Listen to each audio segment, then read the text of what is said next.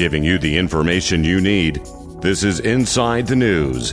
Here's Guy, Ben, and Frank.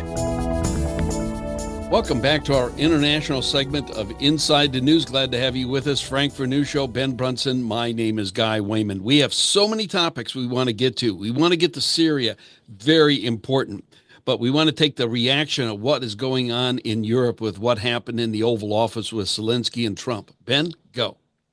Yeah, keep in mind that Donald Trump had pretty good meetings with Macron and Keir Starmer prior to that Oval Office meeting. So we weren't in those meetings, but I can tell you the main point of those meetings were to discuss Ukraine and the strategy towards moving both sides in that conflict off the dime to where they're willing to talk.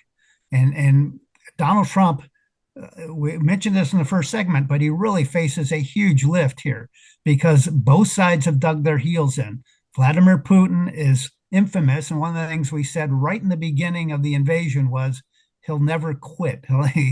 For him to stop his invasion is to him to sign his own death warrant. That's the way he views it. That the result of that would be he'd be thrown out of power and probably assassinated. That's his view of the world. So it is huge for Donald Trump to try to move the needle here, and he's had to do it by kind of siding with Putin a little bit on the international stage. And I don't think that's really a reflection of what he personally believes. That's a reflection of what he must do to be able to get both sides to the negotiating table. He's had to work on Zelensky now. And Zelensky is as obstinate around this as Putin is. He doesn't want to talk. He wants total capitulation by the Russians, which is not in the cards right now. And the result is this battlefield stalemate where it's butchery on a World War I level. I mean, guys being killed in huge numbers. Kudos to Donald Trump for trying to bring this to an end because you saw it not at all in the prior administration. So he's doing what he needs to do. For the Europeans, I think there's a smart recognition of this. On the other hand, they publicly have to do the harumph over Donald Trump and state that, we need to do better in Europe. And this is a question of a lot of rhetoric, but very little action so far.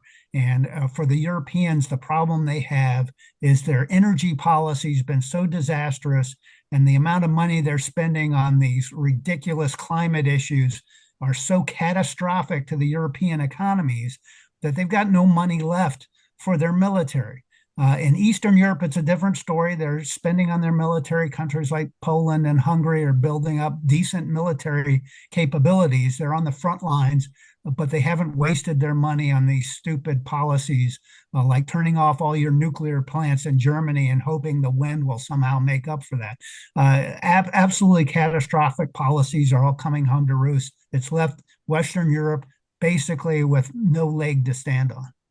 You mentioned Hungary, and I'm watching all the reaction there. Hungary, I was like cheering them because they're like a little hidden gem inside of Europe there, because they're standing. Another one is Meloni out of Italy, and so there are some of these pockets. But Zelensky, Frank, had the runway, as Scott Bessent called it. You had Macron in the Oval Office. You had Starmer in the Oval Office. All Zelensky had to do was do this. Now, the European Union, and they took the group photo the other day, and it looked like a family reunion type of thing. And now they do have to step it up and come up to the plate, Frank. Yeah, 2 points. We talk about Eastern Europe stepping up to the plate. Even the tiny countries like Estonia has just put in a new and significant artillery unit, which would be key to repulsing any attempted Russian invasion. So they're certainly pulling their weight. If you look, though, as a whole, the Europeans are acting kind of like petulant teenagers. They want, but they're not willing to do the work to get what they want. And that's the problem that the Trump administration is facing. That's, I think, the problem that Zelensky is facing, too. If the Europeans are so concerned at this point, they would have already put some kind of boots on the ground, maybe not in terms of infantry soldiers, but certainly in much more significant amounts of equipment. But they don't have the equipment to send. And that's the problem. No one is dealing with reality in this situation. And until people face reality, you're not going to have the situation resolved. Okay, let's go a little bit further south by maybe 1,000 miles or so to Syria. Ben, this is important to you. Go. Yeah, there's a lot going on in Syria that is uncovered in the West. And Israel right now is essentially standing up the Druze community, and there are 600,000 Druze in Syria, another 250,000 in Lebanon, and another 150,000 in Israel itself. The Druze is a religion. It's not Islamic, it's not Christian, it's monotheistic, it's Abrahamic, but they don't identify as Muslims, and they stand distinct. It's an Arabic community. They are longtime allies with Israel going back to the founding of the nation.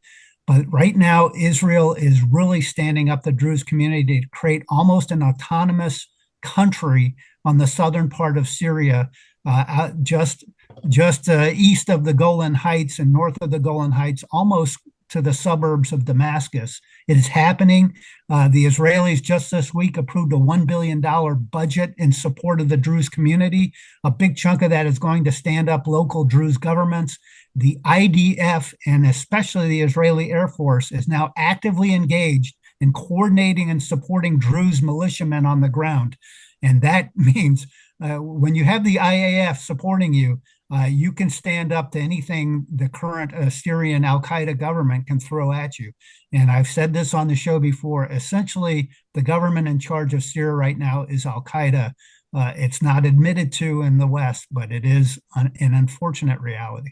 All right, about 30 seconds, Frank. Yeah, let's not also forget the Kurdish-led Syrian Democratic Forces. The Kurds have potentially been screwed, frankly, by everybody in the Middle East. They are a more pro-Western organization. I think they should have a significant role in any future activities in Syria. Let's hope they, in combination with the Druze, can actually come up with something that will provide, if not just a buffer state for Israel, but certainly a force for common sense and peace in Syria itself. That was Frank Vernuccio with the American Analysis of News and Media. Ben Brunson, the author of The Falstaff Enigma, Esther Sling. We want to thank all of our affiliates on down the line. And you, our listeners, thank you so much for listening. Tell your neighbors and friends. Coming up, I'll tell you what, there's over 100 lawsuits fighting what's going on. And you talk about the Dems rooting against America. They don't want things cleaned up because maybe there's graft, maybe there's corruption, maybe there's fraud. Well, I'll tell you what, maybe? No, there is. We'll be back. You're listening to Wayman, Brunson, and Vernuccio, Inside the News.